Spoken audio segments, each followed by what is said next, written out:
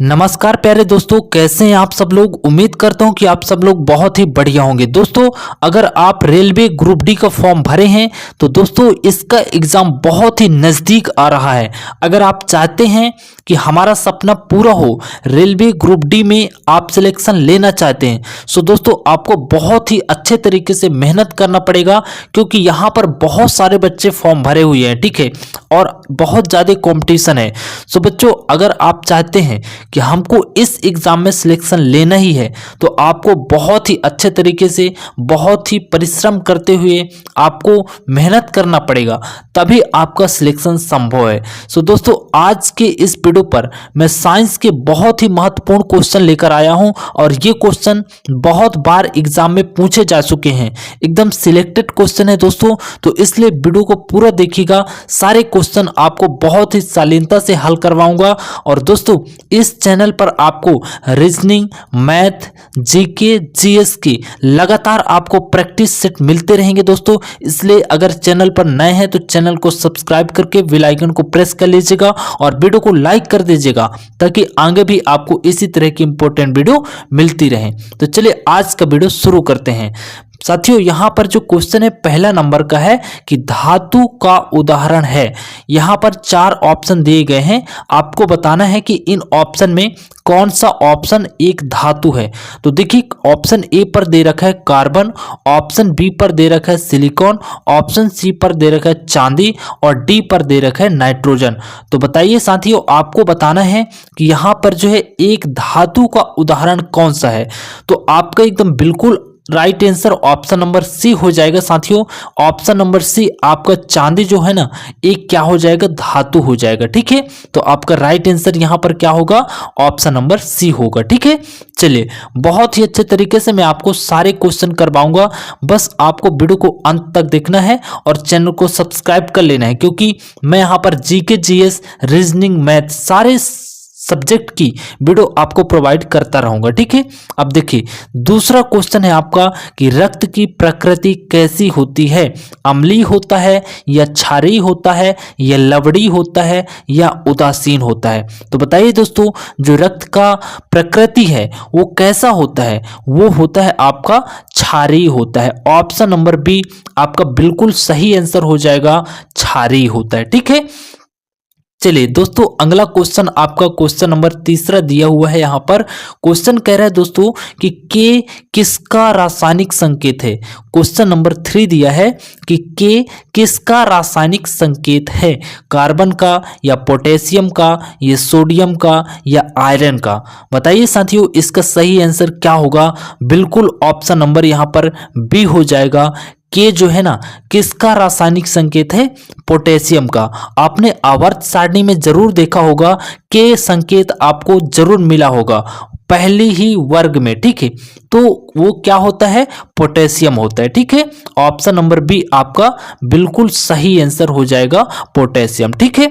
बढ़ते हैं साथियों अगले क्वेश्चन की ओर। क्वेश्चन नंबर आपका यहाँ पर चौथा दिया हुआ है कि मनुष्य का हृदय 1 मिनट में कितनी बार धड़कता है। जो मनुष्य का हृदय है तो वो 1 मिनट में कितनी बार धड़कता है। ए पर दिया है 50, बी पर दिया है 60, सी पर दिया है 72, और डी पर दिया है 80। बताइए इसका सही आंसर क्या होगा। बिल्कुल ऑप्शन नंबर सी के साथ जाएंगे। ऑप्शन नंबर सी बिल्कुल सही आंसर होगा। कितनी बार धड़कता है, 72 बार धड़कता है।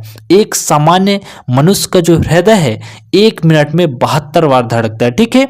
साथियों, बेहद ही इंपॉर्टेंट वीडियो है, आपको इसी तरह के सारे प्रैक्टिस सेट लगाने के लिए इस चैनल पर हम प्रोवाइड कराएंगे, इसलिए चैनल को सब्सक्राइब करके बेल आइकन को प्रेस कर लीजिएगा, ठीक है। चलिए, क्वेश्चन नंबर 5वां है, आवर्त सारणी में कितने वर्ग होते हैं।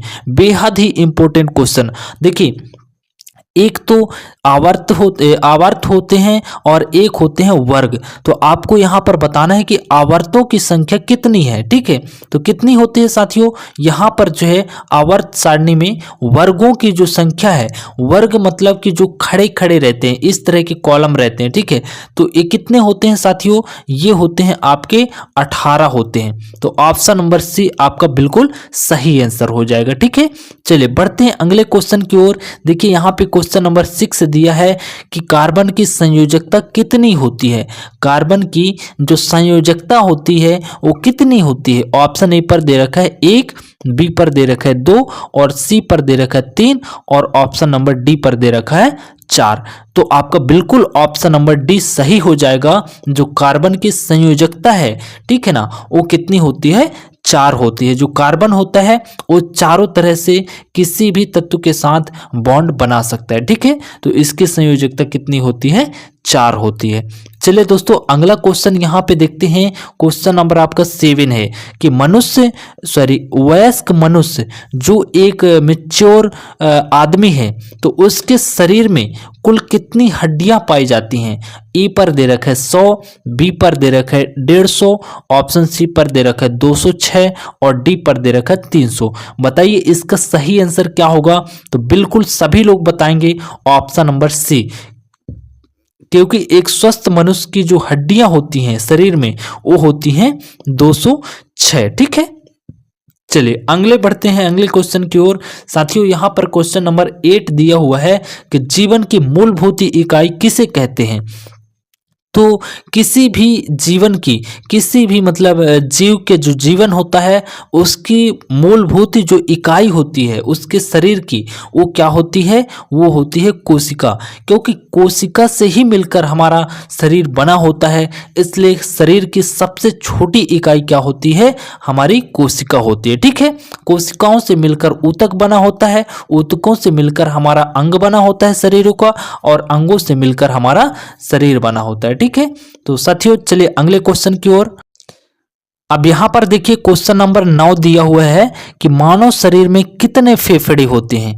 आपको बताना है कि मानव शरीर में फेफड़ों की संख्या कितनी होती है। तो इसे तो एक बच्चा भी बता सकता है कितनी होती हैं। ऑप्शन नंबर बी 2 होते हैं, ठीक है। चलिए बच्चों आगे देखते हैं। देखिए यहाँ पे क्वेश्चन नंबर 10वां दिया है कि मेढक के हृदय में कितने कोष्ठ होते हैं। तो एक मेढक के जो हृदय होते हैं ना उसमें कोष्ठों की संख्या कितनी होती है, 3 होती है साथियों, ठीक है। तो आपका बिल्कुल ऑप्शन नंबर सी यहाँ पर सही हो जाएगा। साथियों आपको हम बिल्कुल बहुत ही अच्छे कंटेंट इस चैनल पर प्रोवाइड करेंगे और सभी सब्जेक्ट की जीके, जीएस, मैथ, रीजनिंग, ठीक है। इसलिए आपसे रिक्वेस्ट है कि चैनल को सब्सक्राइब करके बेल आइकन को प्रेस कर लीजिएगा ताकि आगे भी आपको इसी तरह की महत्वपूर्ण वीडियो मिलती रहेंगी, ठीक है। मिलेंगे अगले वीडियो में, तब तक के लिए जय हिंद।